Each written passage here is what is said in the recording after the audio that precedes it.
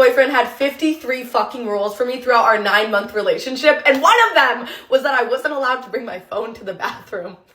So basically this rule progressed because basically, like, let's say we were sitting on the couch and I'm like, oh my god, I have to go to the bathroom, and if I were to grab my phone to quickly do anything suspicious with my phone after saying I have to go to the bathroom, he would accuse me of going to the bathroom to cheat on him, so he'd go through my phone. Also, if I went to the bathroom and I was on my phone too long in the bathroom while I'm like literally taking a shit, he would come into the bathroom while I'm taking a shit and go through my phone because I wanted to watch TikToks while taking a shit. So it just progressed to the point that like I just wouldn't take my phone with me to the bathroom or even grab my phone to go to the bathroom because it would lead to him going through it for no fucking reason. So I like wasn't allowed to watch TikToks while taking a shit for like 9 months because that meant I was cheating. That meant I was fucking cheating. Another one is if me and my girlfriends like wanted to go get our nails done, hair done, anything that was a fucking girl day that didn't involve him, or even if I wanted to do anything with just my friends and not him, like time away from him. And this happened a lot. So like me and Emma would go get our nails done, and that meant as a consequence to me going out without him and getting my nails done, he would DoorDash a bottle of tequila and get blackout drunk by 7 p.m. or whatever time we got home. Usually we'd leave at like 11 a.m. to get our nails done, come back at like 7 p.m. from our little girls' day, brunch, whatever. And by the time we got home at 7 p.m., he would be blacked out drunk and then pee as a consequence for going to get my nails done. Actually, one time, me and Emma went to go get our nails done, and I had a plumber come to, this is fucking insane, hold on. A plumber was scheduled to come to my house to fix my sink that was clogged for fucking months, okay? And so that day, me, Emma, and Brennan decided, let's go get our nails done, we'll have a hair day, we'll have just like a little girl day. And my ex-boyfriend was like, okay, well, I'll stay home, I don't want to be there for that gay stuff, so whatever. Turns out, while we were getting our nails and hair done, the plumber came over, and my ex-boyfriend forced him to break his 5-year sobriety on the job, force-fed him tequila, multiple shots, to the point that by the time I got home, 8 p.m., my ex-boyfriend had forced this man to drink half a bottle of tequila, and I pull in, and I'm like, what's going on? He's blackout drunk by 7 p.m. because we left to go get our nails done. And now this guy just broke his 5-year sobriety, and he's sitting there telling me, oh yeah, I've been sober for 5 years, but your boyfriend over here really got me to take some drinks. And then he lets us know that he has to go drive home to his family that night. And my ex-boyfriend literally made him black out and break his 5-year sobriety and then drive home to his children as a punishment for me getting my nails done. And that's just, those aren't even the worst. What the fuck? One time I was dating this football player and he became real possessive, like real possessive. And I remember I told him, like, I gotta leave you alone because if I don't, then I won't graduate. The problem was he stayed right next to my high school. 5th and 6th period never saw me, okay? I started skipping school, going to his house too much, you know what I'm saying? At this point, I'm a senior. So it's like, girl, either you gonna choose this DICK or you gonna go get this diploma. Which one you wanna do? So I chose diploma. After a long conversation with myself, I ended up hitting him up one day and I was like, I gotta leave you alone, boo, because I want to graduate. Immediately, he was like, why you gotta break up with me just to graduate though? Like, he couldn't understand that I couldn't have him in. It just wouldn't work. I was too demonetized, you know what I'm saying? I was too crazy over the D, so I had to let him go, you know? So he tried to make it seem like over the phone he was okay with it. But he was like, let's meet up one more time then. Like, let's just meet up one more time and I'll leave you alone, do whatever. Mind you, he claimed he was in love with me, which is why he was acting so cuckoo for Cocoa Puffs over me. He ended up never telling me the exact time and day he wanted to meet up. He just randomly texted me on like a Saturday night. And he was like, come outside. So in my mind, I'm like, setup? Like, what? Is this a setup? But I ended up going out there anyways, girl. And I get in the car with him. I get in the car and he locks the doors. So I'm like, all right. If breaking up with your partner breaks your trust in other people, you never were actually in love with your partner. That is attachment.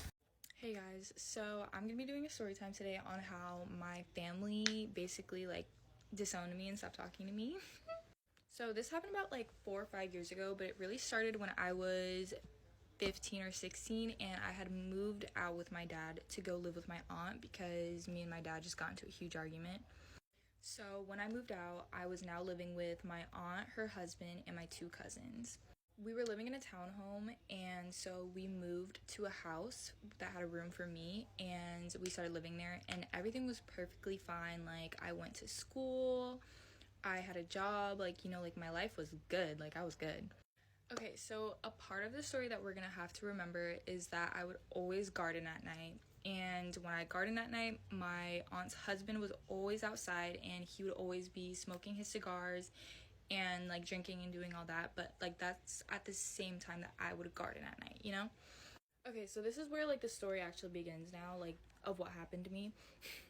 So one night I went to go garden like I normally would. It was like a little normal day, you know, just regular vibes, and I had went outside and he started talking to me.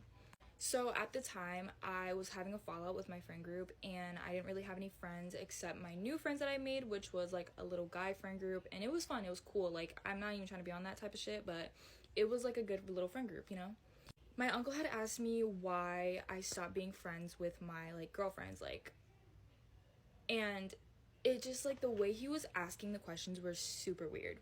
He asked me, like, why do you think your friends aren't friends with you? Like, do you think it's because of your body? Is it because you're pretty? Like, what do you think it is? And I was just like, I don't know. Like, we just fucking fell out. That's it.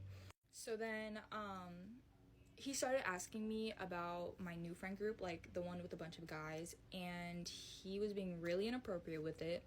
So he then got onto the topic of my guy friends, and he was asking me basically why I was friends with them, and it started getting really inappropriate from there. He asked me if any of my guy friends ever tried to with me, and if they tried to mess with me in that kind of way, and I just thought it was a little weird, so I was just like, no, that's not happening, and it wasn't happening, and like, we are just friends. Like, I am allowed to have friends that are guys. So after that, this is where it gets really like weird. We were just sitting there, and he had asked me to stand up, and I thought that was really weird, and he told me to stand up and turn around. So I was really thrown off by that, and I was like, what do you mean? And he told me to stand up and turn around, and I already felt super uncomfortable, so I kept telling him no. I was like, no, no, no. I was like, I don't want to do that. I don't know what you're doing. I don't want to do it. So I really didn't know what to do in this situation, and he asked me to stand up again, and I don't know why I did, but I stood up and I turned around. He then proceeded to grab my waist and try to pull me in towards him, and that is when, like, I really freaked out. So after that, I like turned back around and I was like, what are you trying to do to me? I was like, what are you doing? And he basically tried to back away. Like, he started like backing up, and literally, bro, when he backed up, he asked me again to fucking turn around, bro. This was like my last fucking straw. I ran back up to my room, and I was debating on telling my aunt and my cousins. Like, when something like that happens to you and you're living with them, like, what do you do in that situation? What am I supposed to do? Like, am I gonna break up my fucking family? Am I going to make everyone fucking hate me? Like, I don't know what to do. So I just called my best friend at the time, and I just told her everything that went down, and that was it. I kept my mouth shut for fucking months, and let me tell you, if you have ever been in this kind of situation, please speak up. Like, speak the fuck up as soon as it happens. Don't wait for a time. Don't care about what your family says. Don't care about what anyone's gonna say. Don't care about breaking up your family. It doesn't matter. Like, what matters is protecting yourself and protecting everyone else who can get harmed. So I didn't speak up for fucking months because I was terrified. I didn't want to move out of my house. I didn't know where I was gonna go. I had already left my dad, so where the fuck was I gonna go? Up until, like, it was really eating at me. Like, I was causing trouble. Like, I was basically just having outbursts all the time. I was always getting grounded. I never went to school because, like, I felt like I was just dealing with this shit internally, and it was eating me up. So one night when I was grounded, mind you, I was grounded on Gasparilla weekend. So I got grounded, and my aunt and her husband wanted to have a talk with me. They basically brought me downstairs and they were just asking, like, what's going on? Why are you so worked up? Like, why are you always just doing shit to get in trouble? I don't know what came over me, but in that moment, I was like, I'm going to tell my aunt what happened because fuck this. So I brought her upstairs and I proceeded to tell her what happened, and she absolutely lost her shit. She freaked out. She literally left the house. My uncle was screaming at me. My cousins were trying to figure out what was going on, and I like had no fucking proof. So when she came back, she basically was trying, like when she came back with fucking attitude. She started asking me, do you think I'm jealous of you? Do you think I'm this of you? Are you trying to break up my family? Like, dude, you're my fucking aunt. Be so serious in the head. And like, in that moment, like, what the fuck am I supposed to do? What do I tell this girl? I don't have any fucking proof. And literally, let me tell you, they went around, my aunt and my cousins, they went around to all the homes around our house that had Ring cameras, and they tried to pull up the footage from like months ago. This is why I'm saying, speak up now if this happened to you. Speak up as soon as you can, or else those Ring footages are gonna be gone. So since they couldn't find footage of him almost S.A.ing me, I left. I went back to my dad's. I fucking left, and they haven't talked to me since. And now all I can really say is that I just have so much trauma from my family, especially like just like my cousins like leaving me and not talking to me, my other uncle and aunt not talking to me, my own aunt not talking to me. Like, that's fucking trauma right there. Like, that was my whole family, like that was my life, and they just cut me off because of this fucking man, my aunt's husband. Like, fuck him. Like, if you're watching this, literally so hard, you suck. You don't deserve to be here. You don't deserve my family. You don't deserve my aunt. You don't deserve your kids. You don't deserve anyone. You need to be in jail. And if my family's watching this, you guys too, for not believing me, for not believing a poor 17-year-old at the time.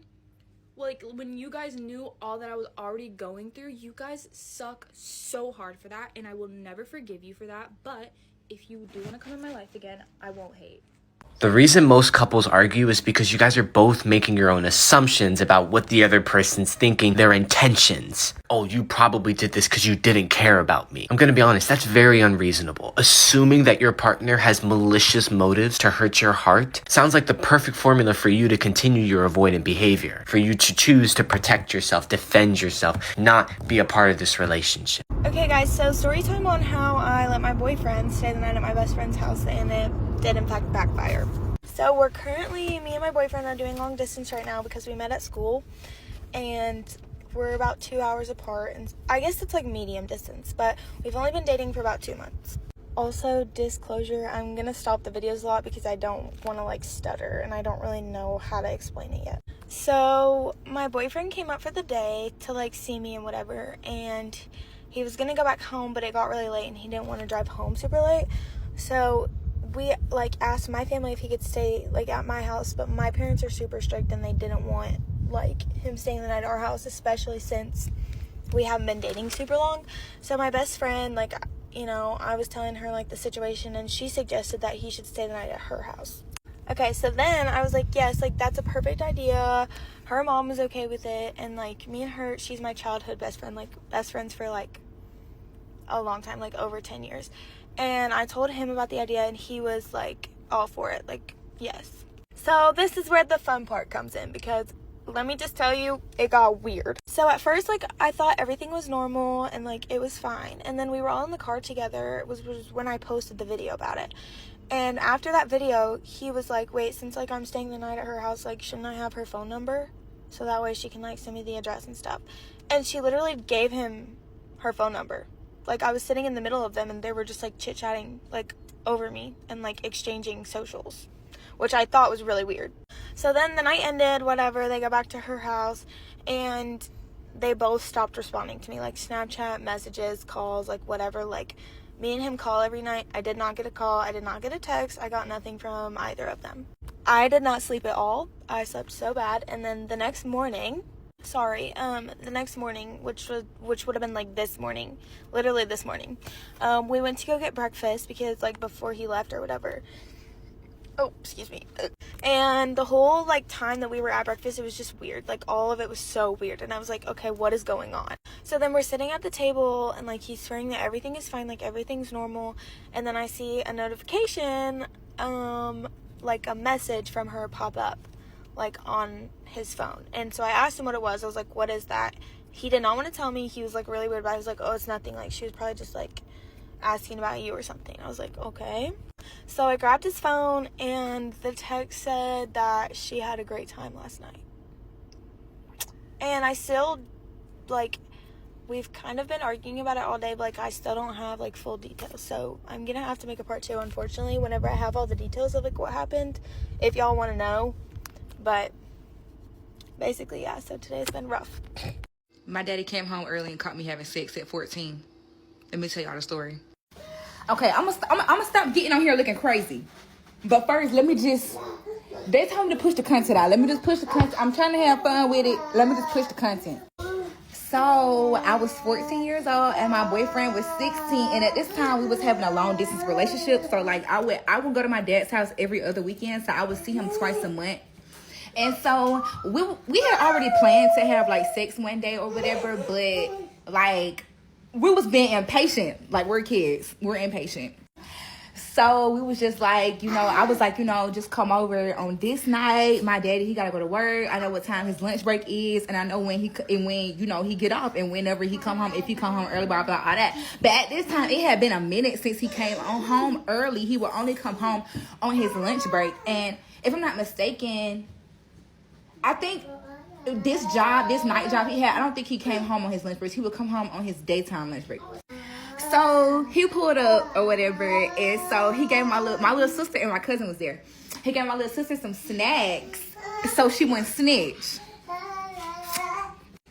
So y'all, we go to the bedroom, turn the TV up real loud. You know, we get to do what we do, we doing what we doing. You know what I'm saying? We hold down, throw down. So after I get done, you know, on top, I look out the window and girl, I see him pull up. I see my daddy pull up. All I seen was like the tail lights, like the back lights. I was like, oh shit, get the fuck up right now, get up. So yeah, he get up. We started throwing shit everywhere, shit under the bed, stuff in the closet. I'm like, you know what? I can't find my clothes. We can't find that. I only found one of his shoes. I don't know why we got there and stripped each other down like we on one of them couples on the movies or whatever. So. What happened? So my daddy busts in the room, right? And so the dude, he in the closet. So my daddy, he come in and he like, why you naked? Where your clothes at? I said, I just got out the shower because I had a towel around me. That's the only thing I could find. So he was like, why you naked? Where your clothes at? I said, I just got out the shower. And y'all, he slapped me and I fell. And I was kind of embarrassed because the closet that my boyfriend at the time was hidden in, like, it's vents, like little see-through things in there so he could see. So my daddy slapped me. I get up. He's talking about something. Where he at? If I find him, I'ma pew pew him. So I was like, what you talking about? Ain't nobody here. So y'all, he leave and go to the car to go get his gun. Y'all, when I tell you, I ran to the living room so fast when my sister and my cousin was, and I started crying because I'm like, he finna find him. He finna pew pew him. Like he finna be gone.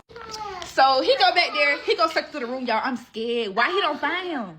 So he come back up there to the living room and he like come show me where he at, or he like come show me where he at, or he said something, I don't know. So I go back there with him so I can finally just show him where he at. Y'all, he not even in the closet no more. He's out the closet standing by the bed calling his brother because that's who dropped him off. Long story short, my daddy put the weapon down and they started fighting or whatever, and he beat him up so bad. He was bleeding everywhere, bleeding all throughout the door or whatever. Long story short, after he left, my daddy whooped my ass. And then my boyfriend at the time, he had came back to tell me that he loved me and that he was never gonna leave me. Now just thinking back on it, that shit was crazy. And then the next day, my daddy, the only thing he said was, y'all in a long distance relationship. You really think you his only girlfriend? Like, that's what you want to say to me? Like, yeah, I think I'm his only girlfriend. But I think so. Long story short, know your parents' schedule before you be sneaky. Long story short, about almost 10 years later, no, I'm lying. About 5 years later, I found out that my sister told, the one that was there in the living room, like, girl, he brought you some snacks, so you want to snitch. And he still snitched. crazy ass story time about how my best friend's parents walked in on me sleeping with my best friend's brothers. And yes, I said brothers. So my freshman year, I became best friends with this girl. And she had 2 older, hot-ass brothers. One was in college, and one was a senior. Well, it was Christmas break, and her older brother from college was home. And my parents let me go with them to Florida for Christmas break. They had a super nice beach house, and I was sharing a room with my best friend. And the boys were sharing a room. And our room was connected because there was a bathroom in the middle. Well, my best friend got super sick the first 3 days of the trip, so she didn't do anything with us. So I was hanging out with the boys all the time. Well, the one night we were on the deck and we started to play Truth or Dare. And one of them asked, would you sleep with us? And I said, yeah. So at around 3 a.m., I snuck into the room and things started to get real nasty. There are kids on this app, so just use your imagination. And things started to get really loud and we woke their parents up, for part 2.